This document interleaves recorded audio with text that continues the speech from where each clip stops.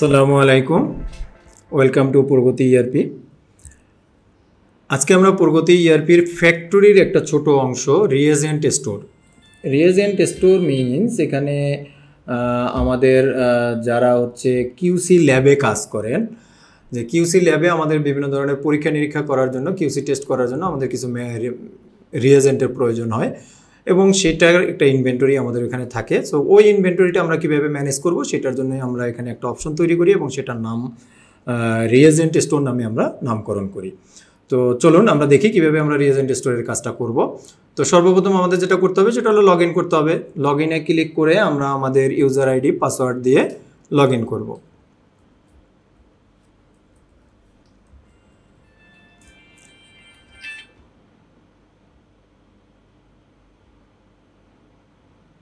তো user ID password দিয়ে log in করলে আমরা এখানে যেটা দেখতে পাচ্ছি সেটা হচ্ছে ফ্যাক্টরি। বাম পাশে একটা অপশন মেনু চলে আসছে, আমরা ফ্যাক্টরি মেনুতে চলে যাব।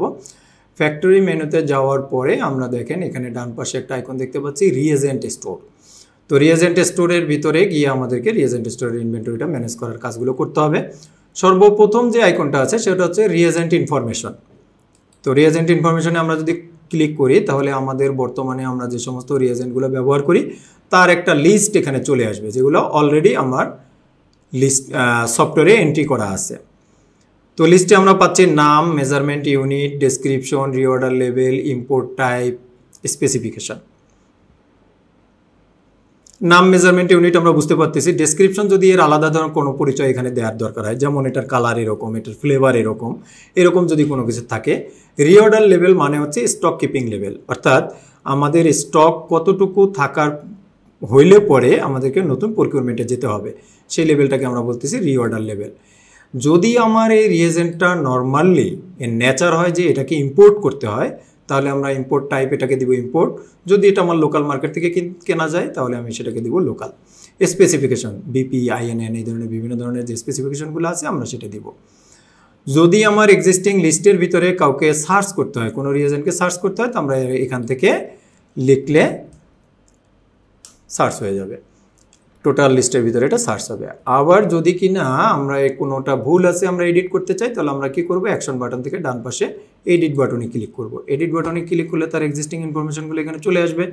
এখানে যেমন রিঅর্ডার লেভেল দেওয়া নাই, আমি দিয়ে দিলাম 5 বা 100 ml, হ্যাঁ 100 ml।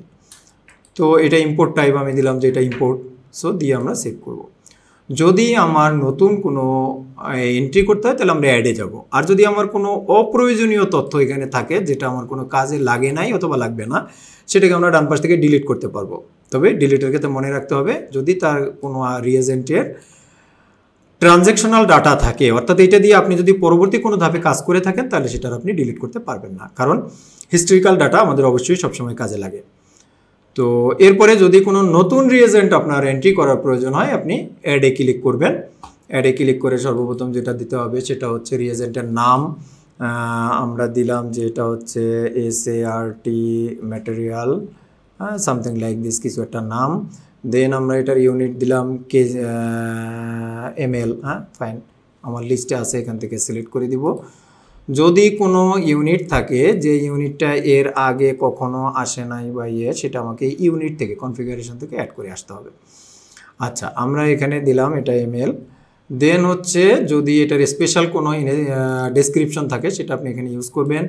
যদি এটার স্পেসিফিকেশন আপনার ফিক্সড থাকে, যেটা হচ্ছে ফার্মাগ্রেড, সো ফার্মাগ্রেড রিঅর্ডার লেভেল কত সেটা আপনি দিবেন। এবং এবারে ইম্পোর্ট টাইপ লোকাল আর ইম্পোর্ট দিয়ে আপনি যদি সেভ করেন তাহলে ম্যাটেরিয়ালটা এখানে যুক্ত হয়ে যাবে। তো এইভাবে হচ্ছে আমরা আমাদের রিএজেন্টের ইনফরমেশন অ্যাড করতে পারি। ওপেনিং স্টক, আপনি সফটওয়্যারটা যখন শুরু করছেন, জাস্ট আপনি শুরু করতেছেন ইআরপি সিস্টেম, তো এর আগে আপনি যেহেতু লিগেসি সিস্টেমে আইদার আপনার ম্যানুয়ালি অথবা এক্সেল অথবা এটসেট্রা কোনোভাবে আপনি আপনার ইনভেন্টরিটা ম্যানেজ করছেন, তো ওই ইনভেন্টরির বর্তমান যে স্টকটা আছে সেই স্টকটা অবশ্যই আপনাকে সফটওয়্যারকে দিতে হবে। আর এই স্টকটা এন্ট্রি দেওয়ার জায়গাটাকেই আমরা বলতেছি ওপেনিং স্টক এন্ট্রি। তো ওপেনিং স্টক এন্ট্রি আমরা যদি রিএজেন্টের স্টোরে গিয়ে ওপেনিং স্টকে ক্লিক করি তাহলে আমার বর্তমানে যতগুলো আইটেম আছে সবগুলো এখানে তালিকা চলে আসবে।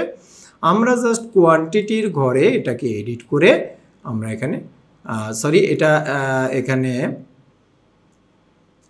আমার যেগুলো এন্ট্রি করা আছে তার তালিকাটা এখানে চলে আসছে। তো তার যদি কোনোটা ভুল থাকে আমি এডিট করব, আর যদি আমি নতুন কোনো আইটেমকে অ্যাড করতে চাই অ্যাডে ক্লিক করব, অ্যাডে ক্লিক করে আমি তারিখটা দিব এবং কোন স্টোরের জন্য আমি করতেছি, রাইট, ফ্যাক্টরি, হ্যাঁ ফ্যাক্টরি। সো ফ্যাক্টরির জন্য আমি ইউজ করতেছি। এখন এখানে অ্যাড ড্র করে করে আপনি ড্রপ ডাউন থেকে ওই আইটেমকে নেবেন এবং তার স্টককে আপনি এখানে বসিয়ে সেভ দিবেন, তাহলে ওটার ওপেনিং স্টক হিসাবে আমার এই আইটেমটা এখানে অ্যাড হবে। এরপরে যেটা আছে সেটা হচ্ছে পারচেজ রিকোজিশন। তো পারচেজ রিকোজিশন এটা তো আমাকে কিনতে হবে, সাপ্লাই চেনের কাছে আমাদেরকে পারচেজ রিকোজিশন করতে হবে। তো পারচেজ রিকোজিশন যদি আমি অলরেডি কোনো পারচেজ রিকোজিশন জেনারেট করি সেটা আমার এই লিস্ট টেবিলে চলে আসবে। লিস্ট টেবিলে প্রথমেই থাকতেছে আমার ডেট, দেন হচ্ছে রিকোজিশন নাম্বার, রিকোজিশন ফ্রম। অনেকেই তো পারচেজ রিকোজিশন দিতে পারে, ফ্যাক্টরি থেকে দিতে পারে, অন্য জায়গা থেকে দিতে পারে। সো পারচেজ ফ্রম কার কাছ থেকে হয়েছে, প্রেজেন্ট লোকেশন বর্তমানে এই রিকোজিশনটা কার কাছে আছে। আর অ্যাকশনে আমরা এডিট এবং ডিলিট অপশন পাবো। আমরা যদি নতুন কোনো রিকোজিশন করতে চাই তখন জাস্ট অ্যাডে ক্লিক করব, অ্যাডে ক্লিক করলে আমার এই রিকোজিশন দেওয়ার অপশনটা চলে আসবে। প্রায়োরিটি আমরা বলবো, by default item category reagent আছে এখানে, স্টোর আমরা বলবো ফ্যাক্টরি। দেন হচ্ছে প্রত্যেকটা রিকোজিশন আপনি একটা প্রকিউরমেন্ট করবেন, সো এটার একটা রিকোজিশন দিচ্ছেন, সো অবশ্যই এটা কি করতে হবে, এটাকে অ্যাপ্রুভাল প্রসেসের মাধ্যমে যেতে হবে। সো আমি কার কাছে পাঠাবো, ফ্যাক্টরি অফিসের আমি কার কাছে পাঠাবো, নিশ্চয়ই আমার বসের কাছে, যার কাছে পাঠাবো আমি তাকে চুজ করব, তাকে চুজ করে তার কাছে আমি রিকোজিশনটা পাঠাবো। তো রিকোজিশন আমি যদি এখান থেকে পাঠাই তাহলে দেখা যাবে কোন আইটেম কতটুকু পাঠাইতে মানে রিকোজিশন দিতে চাচ্ছি আমি সেটা লিখব। আমার যদি কোনো রিকমেন্ডেশন থাকে যে অমুক সাপ্লায়ারের কাছ থেকে মেটেরিয়ালটা আনলে ভালো, তো আমি এটা এখানে রিকমেন্ডেশন করে দিতে পারি। করে আমি এটা সেভ করব। সেভ করলে আমি যার কাছে এটা, এই যে আমি এখন এটা এন্ট্রি করলাম, এখানে লিস্টে চলে আসছে। এটা ভুল হইলে আমি এডিট করতে পারি, ভিউ করে দেখতে পারি, হ্যাঁ যে কোনোভাবে আমি এটা চেক করতে পারি। আমার প্রিন্টের প্রয়োজন হলে আমি প্রিন্ট করে রাখতে পারি। দেন আমার রিকোজিশনটা চলে গেল। এখন এই রিকোজিশনটা অ্যাপ্রুভ হইতে হবে, দেন এটা সাপ্লাই চেনের কাছে যাবে, দেন এটা প্রকিউরমেন্ট হবে, তারপর এটা আমার কাছে আসবে। তো এটা যদি অ্যাপ্রুভ করতে হয়, আমি যার কাছে এটা সেন্ড করছি তাহলে তার আইডিতে আমাদেরকে একটু লগ ইন করতে হবে। আমরা একটু দেখার জন্য এটা লগ ইন করবো, যেহেতু আমার এটা এখানে পেন্ডিং স্ট্যাটাসে ছিল। এখন এটা অ্যাপ্রুভ করার পরে আমরা দেখব যে এটার স্ট্যাটাসটা চেঞ্জ হয় কিনা। আমরা যার কাছে পাঠিয়েছিলাম তার আইডি হচ্ছে 02996 আমরা তার আইডিতে লগ ইন করবো। অবশ্যই যার যার কাজ তার আইডি দিয়ে শেষে করবেন, বাট আমরা আপনাদেরকে দেখানোর সুবিধার জন্য আমরা তার আইডিতে লগ ইন করলাম। ফ্যাক্টরির শুরুতেই আছে পারচেজ রিকোজিশন অ্যাপ্রুভাল। এটা যার পারমিশন থাকবে সে পাবে এবং সে এই পারমিশন অনুযায়ী তার কাছে যখন আসবে সে এটা দেখে এখান থেকে উনি এটাকে অ্যাপ্রুভ করতে পারবেন। আমরা দেখি যে আমরা আজকে যে রিকোজিশনটা রেজ করছি সেই রিকোজিশনটা কোথায় আছে।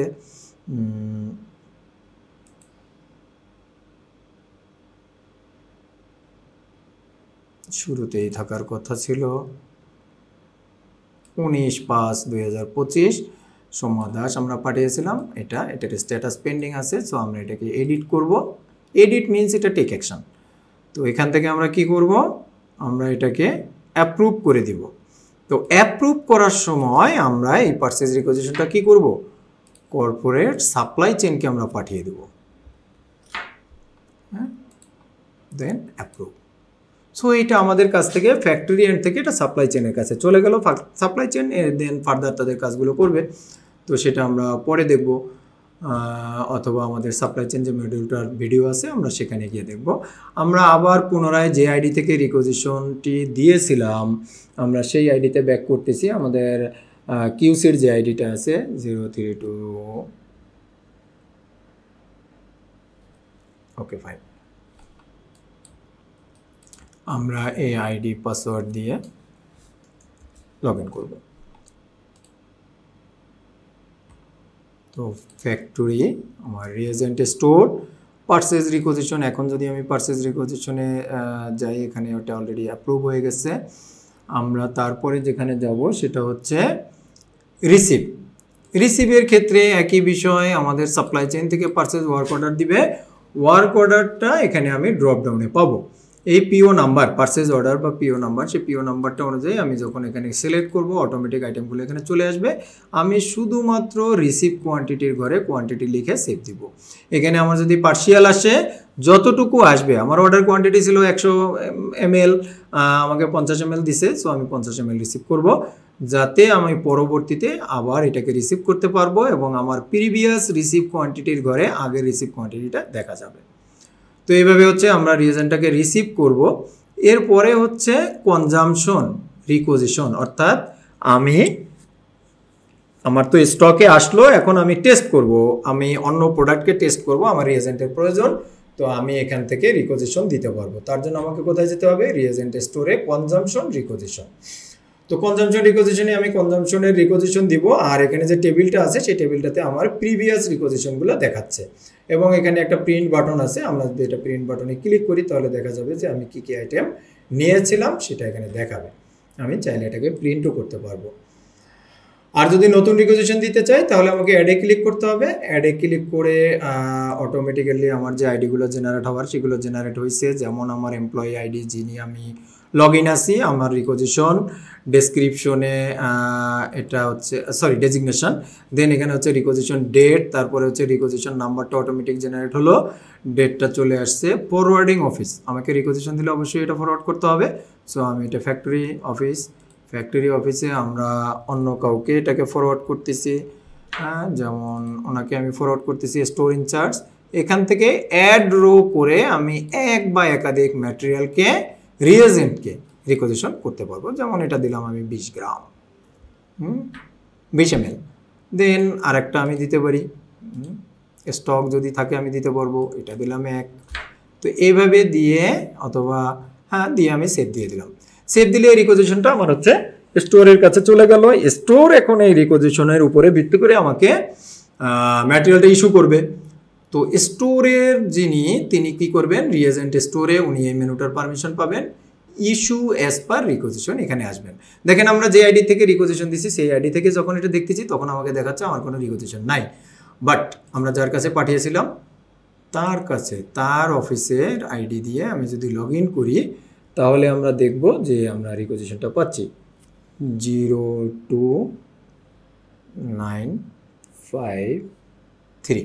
এই বিষয়টা আপনাকে খুব ভালোভাবে খেয়াল রাখতে হবে, বিশেষ করে আমরা যখন কোনো রিকোজিশন সেন্ড করব, অ্যাপ্রুভাল করতে যাব, রিকোজিশন দিব, সব কিছুর বিষয়ে আপনার অফিস এবং যিনি এটা ব্যবহার করবেন তার আইডির উপরে মুভ করবে।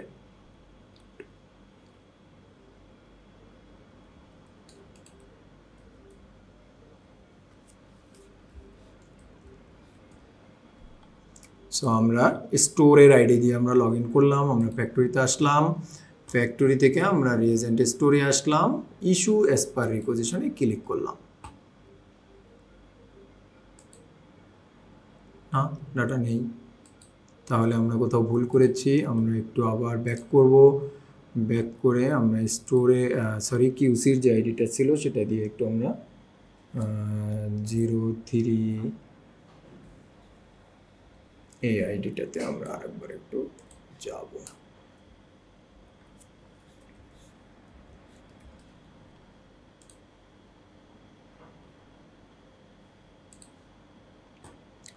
সো এখানে রিয়েজেন্ট স্টোর কনজামশন রিকোজিশন আমরা এটাই আজকে সেন্ড করেছিলাম, এবং এটা যদি আমরা একটু এডিট করি, আমরা এখানে এটা একটু চেঞ্জ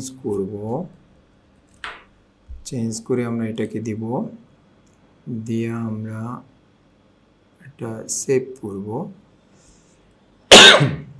ওকে ফাইন। তো আমরা এবার যদি ইস্যু অ্যাজ পার রিকোজিশন করতে চাই এখানে লিস্টটা চলে আসবে। আমরা একটু দেখানোর চেষ্টা করব যে লিস্টটা আসে কি না বা কীভাবে আসে। আমরা ওই আইডিটাতে একটু যাব, 02996।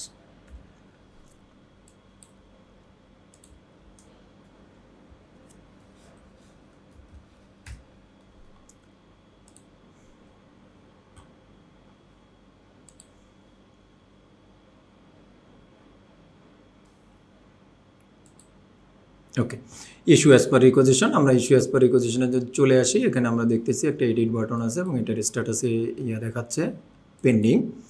সো এটাতে আমরা ক্লিক করব, আমরা এটাতে ক্লিক করার পরে এটাকে অ্যাপ্রুভ করে দেবো। অ্যাপ্রুভ করে দিলে এটা চলে যাবে, ইস্যু হয়ে যাবে। ঠিক আছে, আমরা একটা আইটেম দিয়েছিলাম। তো আমরা এখান থেকে দেখলাম যে আমাদের রিএজেন্ট স্টোরটি কীভাবে কাজ করে, টোটাল আইটেম ইনফরমেশন থেকে শুরু করে ওপেনিং স্টক, পারচেজ রিকোয়েজিশন কীভাবে দেবো, রিসিভ কীভাবে করব, কনজাম্পশন কীভাবে করব, আমরা সেটা দেখলাম।